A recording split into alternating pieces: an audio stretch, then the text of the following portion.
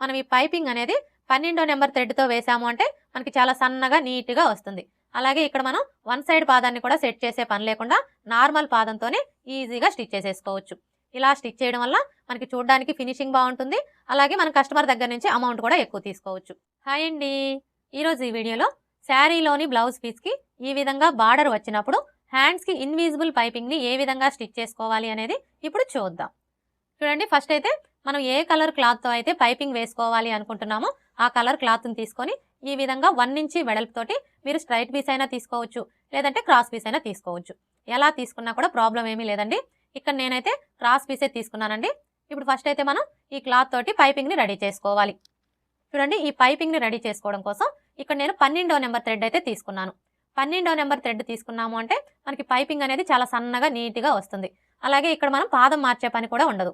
Normal పాదంతోనే ఈ పైపింగ్ని stitch చేసేసుకోవచ్చు. అదే మీరు లావుగా ఉండే థ్రెడ్ తీసుకున్నారనుకోండి, అప్పుడు ఏమవుతుందంటే మనం నార్మల్ పాదంతో స్టిచ్ చేయడం కుదరదు. ఖచ్చితంగా వన్ సైడ్ పాదం అయితే సెట్ చేసుకోవాలి. ప్రతిసారి కూడా మనం వన్ సైడ్ పాదాన్ని సెట్ చేసుకోవాలి అంటే మనకి టైం అనేది చాలా వేస్ట్ అయిపోతుంది. అందుకని చెప్పేసి మీరు బ్లౌజ్కైనా సరే, డ్రెస్కైనా సరే థ్రెడ్ పైపింగ్ వేసుకోవాలి అనుకున్నప్పుడు 12వ నెంబర్ థ్రెడ్ అయితే తీసుకోండి. ఇప్పుడు ఈ థ్రెడ్ని తీసుకొని క్లాత్కి మధ్యలో ఈ విధంగా పెట్టేసుకొని ఇలా ఫోల్డ్ చేసుకొని థ్రెడ్ పక్కనే స్టిచ్ చేసుకోవాలి. చూడండి, మీరు ఇలా స్టిచ్ చేసుకునేటప్పుడు ఎక్కడ కూడా ఈ స్టిచ్ అనేది థ్రెడ్ మీద పడకుండా థ్రెడ్ పక్కనే పడేలాగా స్టిచ్ చేసుకోండి. అలాగే ఇక్కడ చూసారు కదా, ఇలా కొంచెం లాగినట్లుగా పట్టుకుంటూ స్టిచ్ చేసుకోవాలి. ఇలా స్టిచ్ చేసుకోవడం వల్ల మనకి పైపింగ్ అనేది ఎక్కడ లూజ్ రాకుండా స్టిఫ్గా నీట్గా వస్తుంది.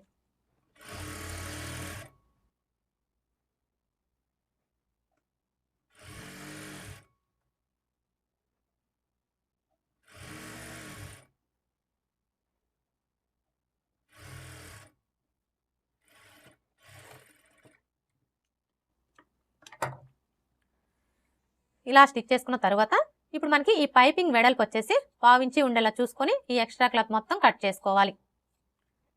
స్టార్టింగ్ నుంచి ఎండింగ్ వరకు కూడా మనకి పైపింగ్ అనేది ఒకే వెడల్పు ఉండేలాగా చూసుకుంటూ కట్ చేసుకోవాలి.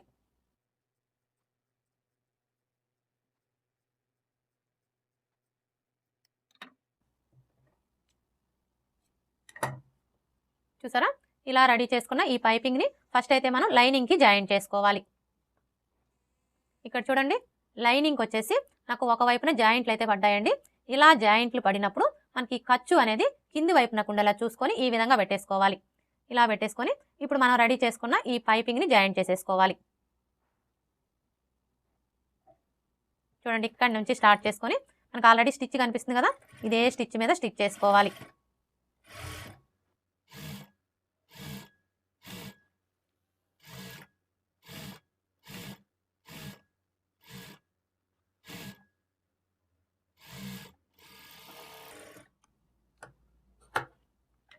ఇలా స్టిచ్ చేసుకున్న తర్వాత ఇప్పుడు మెయిన్ క్లాత్ని తీసుకొని ఈ క్లాత్కి right side wrong side check చేసుకొని రైట్ సైడ్ వచ్చేసి పై వైపునకు ఉండేలాగా పెట్టేసుకోవాలి.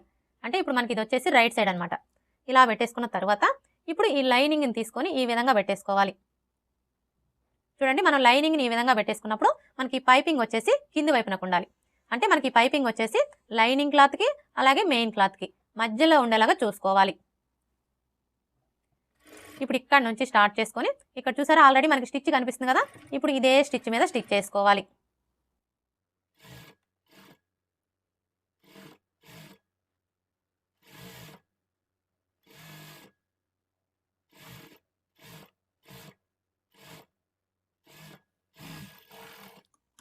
ఇలా స్టిచ్ చేసుకున్న తర్వాత ఇప్పుడు ఈ లైనింగ్ని ఇలా ఫోల్డ్ చేసుకొని ఇంకొక స్టిచ్ వేసుకోవాలి.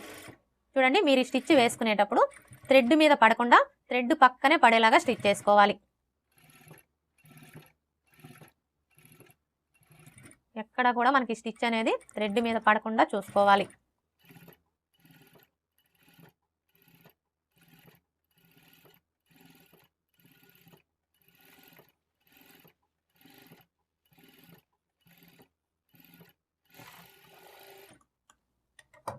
ఇలా స్టిచ్ చేసుకున్న తర్వాత ఇప్పుడు మరలా ఇలా ఫోల్డ్ చేసుకొని 1/2 ఇంచ్ మార్జిన్తో ఒక స్టిచ్ వేసుకోవాలి. మీకు ఒకవేళ ఇక్కడ స్టిచ్ కనిపించకూడదు అనుకుంటే మీరు థ్రెడ్ పక్కనే అయినా స్టిచ్ చేసుకోవచ్చు, అది మీ చాయిస్ అండి. ఇక్కడ నేనైతే థ్రెడ్ పక్కనే స్టిచ్ చేస్తున్నాను.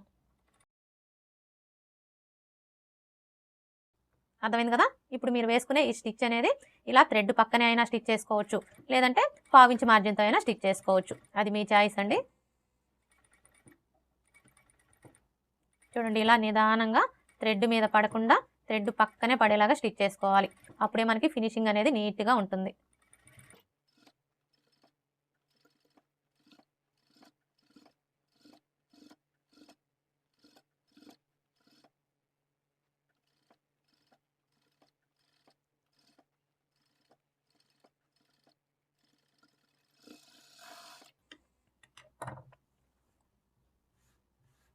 చూసారు కదా, ఈ విధంగా మనకి స్టిచ్ అనేది కనిపించకుండా థ్రెడ్ పక్కనే అయినా స్టిచ్ చేసుకోవచ్చు, లేదంటే పావించి మార్జిన్తో అయినా స్టిచ్ చేసుకోవచ్చు.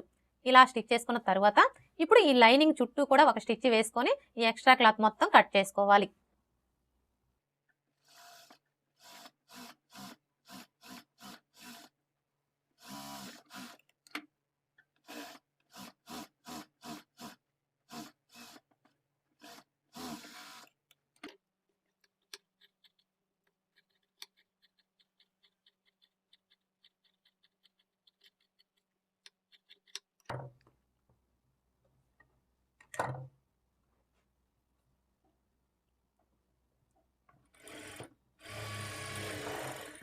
ఇక్కడ చిన్న పీస్ అయితే జాయింట్ పడుతుందండి, ఈ జాయింట్ కూడా వేస్తున్నాను.